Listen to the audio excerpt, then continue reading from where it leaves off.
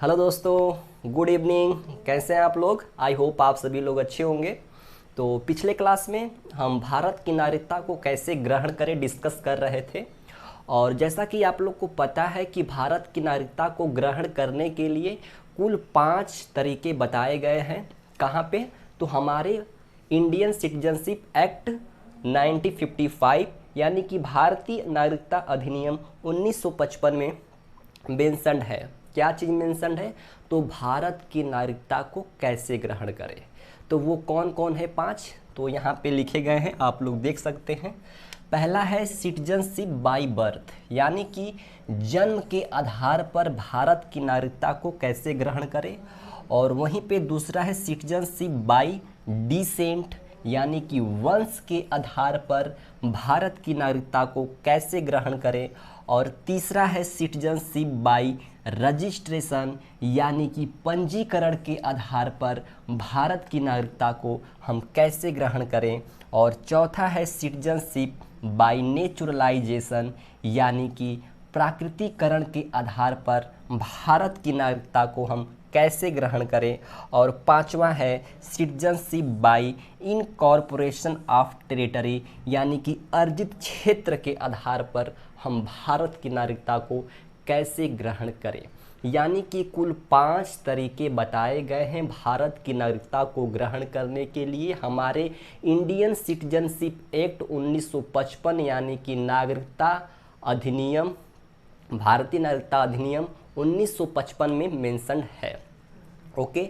और अभी तक हमने बाय बर्थ यानी कि जन्म के आधार पर भारत की नागरिकता को कैसे ग्रहण करें, और उसके बाद हमने वंश के आधार पर यानी कि बाय डिसेंट भारत की नागरिकता कैसे ग्रहण करें डिस्कस कर लिया है। और आज हम डिस्कस करेंगे बाय रजिस्ट्रेशन और बाय नेचुरलाइजेशन, यानी कि पंजीकरण तथा प्राकृतिकरण के आधार पर भारत की नागरिकता को हम कैसे ग्रहण करें।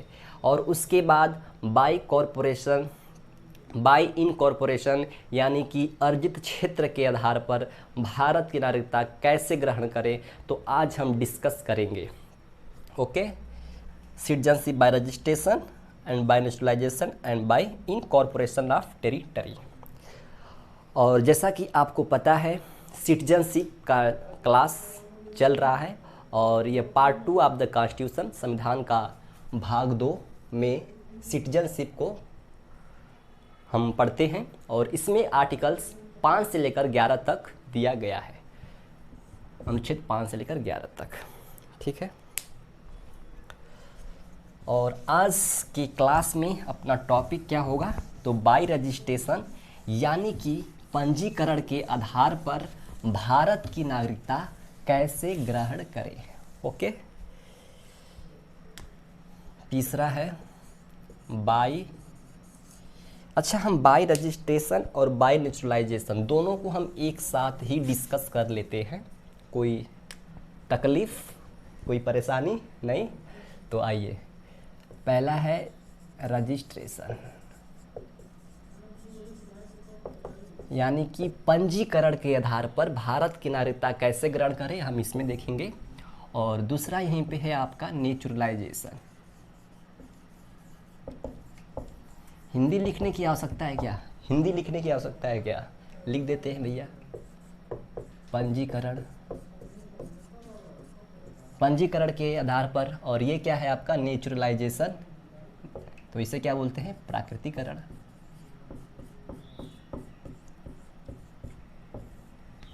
हिंदी माध्यम वाले खुश। तो हम देखेंगे पंजीकरण के आधार पर भारत की नागरिकता और फिर प्राकृतिकरण के आधार पर भारत की नागरिकता।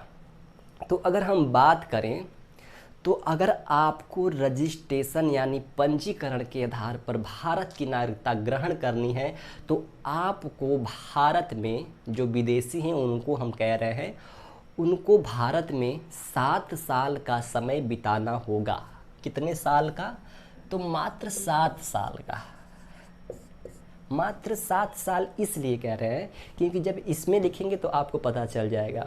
यानी कि पंजीकरण यानी कि बाय रजिस्ट्रेशन के आधार पर अगर भारत की नागरिकता किसी को लेनी है तो उसे भारत में 7 साल का समय व्यतीत करना होगा, यानी कि 7 साल इंडिया में रहना होगा, तब जाके वो भारत की नागरिकता ग्रहण करने के लिए थोड़ा सा एलिजिबल हो जाएगा। अब हम बात करते हैं प्राकृतिकरण यानी नेचुरलाइजेशन के आधार पर अगर किसी विदेशी को भारत की नागरिकता लेनी है तो उसको 12 साल भारत में समय बिताना होगा। कितने? पूरे 12 साल भारत में रहना होगा, तब जाके वो थोड़ा सा एलिजिबल होगा। तो जब यहाँ पे कोई विदेशी आएगा और फिर वो जानेगा हमारे लॉ के बारे में कि यहाँ पर विदेशियों के लिए जो कि भारत के नागरिक नहीं हैं उनको अगर भारत की नागरिकता ग्रहण करनी है तो यहाँ पे 2 प्रोसेस दिए गए हैं। पहला है रजिस्ट्रेशन और दूसरा है नेचुरलाइजेशन। यानी कि रजिस्ट्रेशन और नेचुरलाइजेशन के आधार पर भारत की नागरिकता मिल सकती है। फिर वो ये देखेंगे कि ये रजिस्ट्रेशन के अगर थ्रू हमें भारत की नागरिकता लेनी है तो हमें भारत में 7 साल यानी कि 7 साल समय बिताना होगा, और वहीं पर अगर हमें भारत की नागरिकता नेचुरलाइजेशन के माध्यम से यानी प्राकृतिकरण के माध्यम से लेनी है तो 12 साल हमें यानी उनको इंडिया में समय बिताना होगा, यानी इंडिया में रहना होगा। तो अब आप लोग सोच रहे होंगे कि इसमें आसान तो रजिस्ट्रेशन है, 7 साल के अंदर भारत की नागरिकता मिल जा रही है, ये तो 12 साल का समय ले रहा है, इसमें तो ज़्यादा टाइम लगेगा भारत की नागरिकता ग्रहण करने में। तो क्या हम इसके थ्रू या फिर इसके थ्रू ले सकते हैं या फिर दोनों के थ्रू ले सकते हैं? लेने को तो दोनों के थ्रू ले सकते हैं, लेकिन जब इसके थ्रू लेने के लिए हमने कुछ कैटेगरी बनाई है, वही लोग बस इस कैटेगरी में जो आते हैं ले सकते हैं भारत की नागरिकता, अदरवाइज़ फिर कोई नहीं ले सकता। ठीक है, इसमें हमने कैटेगराइज कर दिया है, इसमें कोई भी ले सकता है। ठीक है, कोई दिक्कत नहीं है। आप आइए भारत में 12 साल रहिए और भारत की नागरिकता चुटकियों में लीजिए, बहुत आसान है, बस 12 साल की तो बात है, फिर भारत की नागरिकता मिल जाएगी। वेट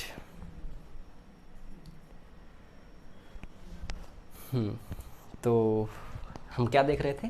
हाँ, पंजीकरण के आधार पर और प्राकृतिकरण के आधार पर। तो अगर हम बात करें पंजीकरण के आधार पर भारत की नागरिकता लेने के लिए वो कौन कौन सी पर्सन हैं जो पंजीकरण यानी रजिस्ट्रेशन के थ्रू भारत की नागरिकता ले सकते हैं, तो आइए हम उन महाजन को देख लेते हैं। तो सबसे पहले एक PIO होता है, पर्सन ऑफ इंडियन ओरिजिन, और एक होता है OCI, overseas citizens of India. अगर ये दोनों हैं, इन्हें अगर भारत की नागरिकता चाहिए तो वो रजिस्ट्रेशन के थ्रू यानी पंजीकरण के आधार पर भारत की नागरिकता ग्रहण कर सकते हैं, मात्र 7 साल इंडिया में रहकर। ओके, और फिर दूसरे पर्सन वो हैं, कौन है वो? तो वो है कॉमनवेल्थ नेशन। कॉमनवेल्थ नेशन के बारे में तो आप जानते ही होंगे। ये जो गुलामों का समूह है जहाँ पर ब्रिटेन यानी ब्रिटिशर्स ने रूल किया था, उनका एक समूह है। अगर वहाँ से कोई सिटीजन इंडिया में आता है और उसे भारत की नागरिकता चाहिए तो वो नेचुरलाइजेशन के थ्रू न जाकर रजिस्ट्रेशन के थ्रू यानी पंजीकरण के आधार पर भारत की नागरिकता ग्रहण कर सकता है, मात्र 7 साल के अंदर, यानी भारत में 7 साल रहकर वह भारत की नागरिकता ग्रहण कर सकता है। कौन? तो PIO, OCI, उसके बाद कॉमनवेल्थ नेशन यानी जो गुलामों का समूह है वहाँ से, और तीसरा पर्सन वो है फॉरेनर्स, यानी कोई फॉरेनर्स है और शादी कर लेता है किसी इंडियन से, मैरिड, या कोई गर्ल्स हैं या फिर बॉयज़ हैं जो फॉरेनर्स हैं, वो इंडिया में आते हैं और यहाँ की पर्सन से शादी या विवाह कर लेते हैं, तो वो एलिजिबल हो जाते हैं बाय रजिस्ट्रेशन यानी कि पंजीकरण के आधार पर भारत की नागरिकता को ग्रहण करने के लिए। ठीक है। तो ये कुछ पर्सन्स हैं जिनको हमने कैटेगराइज किया है, ये ही सिर्फ और सिर्फ पंजीकरण यानी कि रजिस्ट्रेशन के आधार पर भारत की नागरिकता ग्रहण कर सकते हैं। अब हम बात करते हैं जो 7 साल का जो पीरियड दिया गया है हमारे पार्लियामेंट द्वारा, तो ये 7 साल लगातार रहने हैं या फिर रहने के बाद आपको भारत की नागरिकता मिलेगी। तो देखिए इसमें प्रोसेस जो पार्लियामेंट द्वारा बताया गया है उसे हम देख लेते हैं। तो पार्लियामेंट ने इस जो अवधि है, जो 7 साल का जो पीरियड है, उसको कुछ इस तरह डिफाइन किया है। जैसे कि मान लीजिए अमेरिका से कोई जॉन है, ठीक, जॉन आता है इंडिया, ओके, इंडिया आता है। इंडिया आने के बाद क्या जॉन को भारत की नागरिकता तुरंत मिल जाएगी? क्या ये आएगा और बोलेगा मुझे भारत की नागरिकता दीजिए? तो नहीं मिल पाएगी। ये भारत आएगा बाई यानी कि विथ पासपोर्ट वीज़ा के साथ आएगा, इसकी एंट्री हो जाएगी किस डेट को यह इंडिया में प्रवेश किया है। उसके बाद इसे भारत में 7 साल रहना पड़ेगा, और 7 साल या तो लगातार रह ले या फिर 9 साल 10 साल 11 साल जितना भी रह ले, बीच में आ सकता है, जा सकता है। लेकिन जब ये भारत की नागरिकता को ग्रहण करने के लिए जब एप्लीकेशन ये फिल करेगा, यानी कि जब रजिस्ट्रेशन के लिए फॉर्म अप्लाई करेगा, तो उस डेट से लेकर, देखिए मान लीजिए ये डेट है, इस डेट को इस जॉन ने भारत की नागरिकता को ग्रहण करने के लिए अप्लाई किया, और तब हम जिस डेट को इसने भारत की नागरिकता को लेने के लिए अप्लाई किया, हम उस डेट से ठीक 1 साल का रिकॉर्ड देखेंगे। इस जॉन को भारत में लगातार 1 साल रहना पड़ेगा, तब जाकर ये एलिजिबल होगा, ठीक। उसके बाद हम जब 1 साल के बाद के 8 साल, यानी फिर हम 8 साल का रिकॉर्ड देखेंगे, और 8 साल में जॉन को 6 साल भारत के अंदर रहना होगा, लेकिन लगातार नहीं। वो 8 साल में भारत आ सकता है, फिर बाहर जा सकता है, कोई दिक्कत नहीं है। लेकिन जिस दिन वह भारत की नागरिकता को लेने के लिए फॉर्म अप्लाई करेगा, उस दिन के हम ठीक जस्ट 1 साल का रिकॉर्ड देखेंगे, और उसे यहाँ कंटिन्यूअस यानी लगातार भारत के अंदर रहना होगा, तब जाके हम उसे भारत की नागरिकता प्रोवाइड करेंगे। यानी अगर हम देखें तो एक जो लास्ट का टाइम है, जो कि यानी जिस दिन, मान लीजिए एग्जाम्पल देख लेते हैं, आज है 14 जुलाई 2022, यानी कि अगर जॉन ने 14 जुलाई 2022 को रजिस्ट्रेशन के थ्रू भारत की नागरिकता के लिए फॉर्म अप्लाई करता है, तो हम इस डेट से ठीक 1 साल पीछे जाएंगे, यानी कि 14 जुलाई 2021, यानी 14 जुलाई 2021 और 14 जुलाई 2022 का जो ये टाइम पीरियड है 1 साल का, यहाँ जॉन को कंटिन्यूअस लगातार भारत के अंदर रहना होगा। फिर उसके बाद 1 साल के बाद ठीक हम 8 साल का रिकॉर्ड देखेंगे, और 8 साल में से 6 साल जॉन को इंडिया में रहना होगा, लेकिन लगातार नहीं रहना होगा। वो 8 साल में जा सकता है अमेरिका, उसके बाद इंडिया आ सकता है, यानी कि टोटल 8 साल में से 6 साल उसको इंडिया में रहना होगा। और फिर जिस दिन वो अप्लाई करेगा रजिस्ट्रेशन के लिए, भारत की नागरिकता ग्रहण करने के लिए, उससे ठीक 1 साल का जो टाइम है, वो पीरियड है, उसमें उसको लगातार इंडिया में रहना होगा। लेकिन 1 साल ठीक उसके बाद का जो 8 साल का समय है, उसमें जो 6 साल रहना है, वो लगातार इंडिया में जॉन को नहीं रहना है। क्लियर हो गया? पंजीकरण के आधार पर भारत की नागरिकता लेने के लिए 7 साल रहना पड़ता है, और इसमें कौन कौन जो हैं कि एलिजिबल हैं इसके थ्रू लेने के लिए? PIO, OCI, उसके बाद जो कॉमनवेल्थ कंट्री है वहाँ के सिटीजन आते हैं इंडिया में, उनके लिए, और फिर कोई फॉरेनर से वो आता है यहाँ पे, किसी से शादी करता है, तब जाके उसके लिए। तो ये हो गए पर्सन्स कैटेगराइज किए गए हैं, तो उनको मिल सकता है रजिस्ट्रेशन के थ्रू पंजीकरण के आधार पर भारत की नागरिकता। और फिर डेट क्या है, 7 साल का है, तो 1 साल जो लास्ट का है लगातार रहना है, उसके बाद का जो 8 साल है उसमें से 6 साल लगातार नहीं रहना है, लेकिन कुल मिला के 7 साल भारत के अंदर रहना है। ये हो गया आपका रजिस्ट्रेशन, पंजीकरण के आधार पर भारत की नागरिकता ग्रहण करने का तरीका।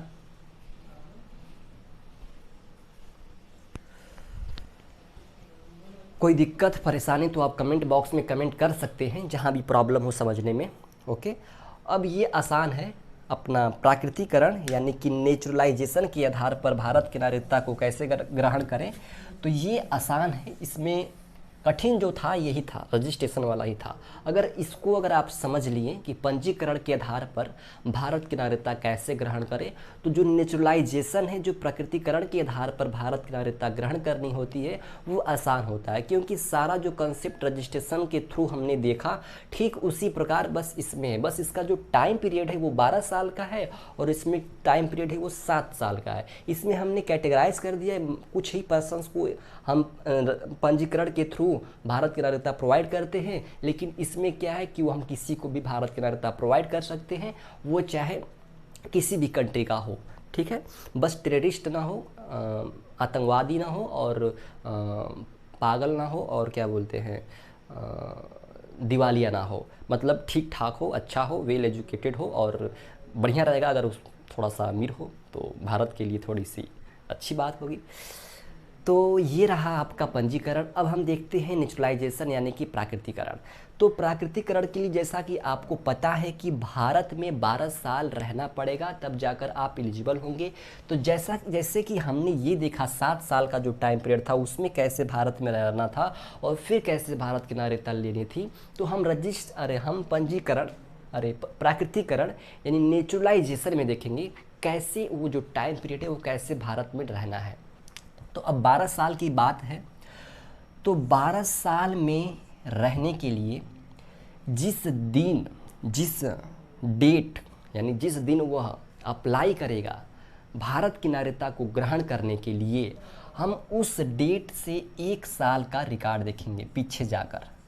मान लीजिए वो 22 जुलाई 2022 को भारत की नागरिकता लेने के लिए फॉर्म अप्लाई करता है नेचुरलाइजेशन के थ्रू, तो हम उस डेट से 1 साल पीछे का रिकॉर्ड देखेंगे, तो उसमें इसे 1 साल लगातार इंडिया में रहना होगा। क्या होगा? 1 साल लगातार, यानी कि जिस डेट को आपने फॉर्म अप्लाई किया थ्रू नेचुरलाइजेशन प्राकृतिकरण के आधार पर भारत की नागरिकता लेने के लिए, हम उस डेट से 1 साल जस्ट पीछे का रिकॉर्ड देखेंगे और उसमें आपको लगातार 1 साल भारत के अंदर रहना होगा। ओके, फिर हम उस 1 साल के बाद यानी 14 साल का रिकॉर्ड देखेंगे। 14 साल में आपको मात्र 11 साल भारत के अंदर रहना होगा, यानी भारत में आपको टाइम देना होगा, यानी समय बिताना होगा, तब जाके आप प्राकृतिकरण यानी कि नेचुरलाइजेशन के आधार पर भारत की नागरिकता ग्रहण कर सकते हैं। आई होप आप लोग समझ गए होंगे। देखिए, अगर प्राकृतिकरण के आधार पर भारत की नागरिकता ग्रहण करनी है तो आपको भारत में 12 साल रहना होगा। 12 साल में कैसे रहना है वो देखिए। 12 साल में आपने जिस डेट को भारत की नागरिकता लेने के लिए फॉर्म अप्लाई किया, उस डेट से हम 1 साल पीछे का रिकॉर्ड देखेंगे और 1 साल आपको लगातार इंडिया के अंदर रहना होगा। उसके बाद हम 11 साल का रिकॉर्ड देखेंगे, 14 साल का रिकॉर्ड देखेंगे और 14 साल में आपको 11 साल का टाइम इंडिया में बिताना होगा, तब जाके आप प्राकृतिकरण यानी कि नेचुरलाइजेशन के आधार पर भारत की नागरिकता ले सकते हैं। समझ में आ गया होगा? आई होप आ गया होगा।